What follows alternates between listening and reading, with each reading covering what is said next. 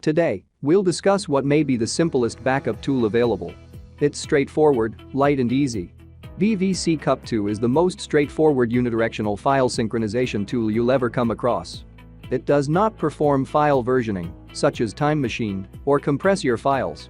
However, it is perhaps the finest at what it does. It is quick, stable, and refined. This software has proven to be well worth the investment. And I'll guide you through how I use it to demonstrate how it works.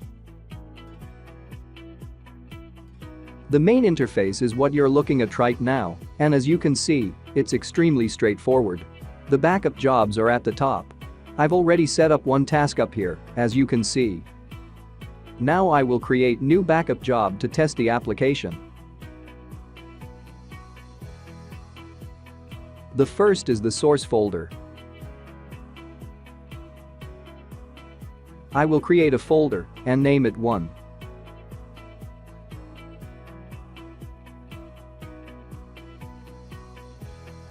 While the second is the destination folder which scans and copies files from the source folder. I will name it 2. The next choice is to choose what gets backed up and how it gets backed up. The application has already entered a few files here, as you can see.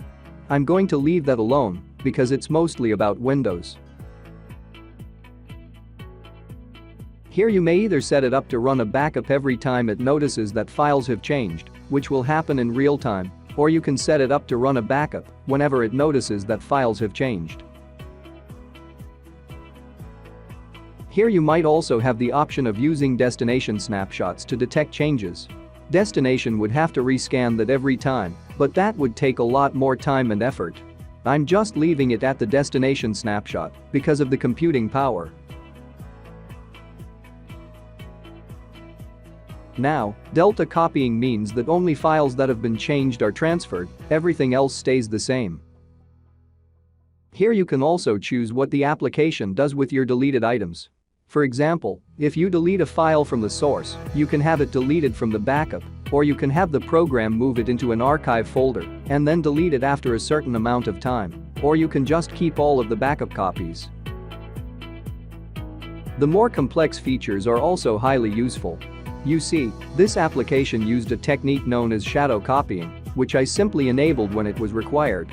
Shadow copying allows you to transfer files that are actively in use but would typically be forbidden by the operating system. So that's a fantastic choice to have. And that's all there is to the settings. Now we will create a text file to test the functionality of the application and see how it actually works.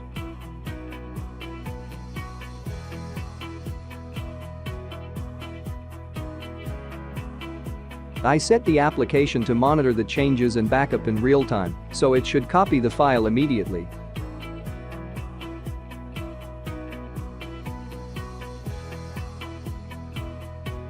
So, as you see, the file has been backed up to the second folder successfully.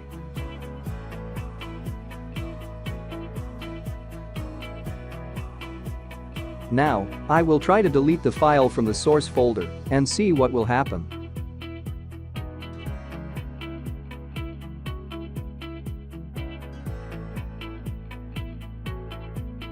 As you see, the file has been deleted and moved to the archive.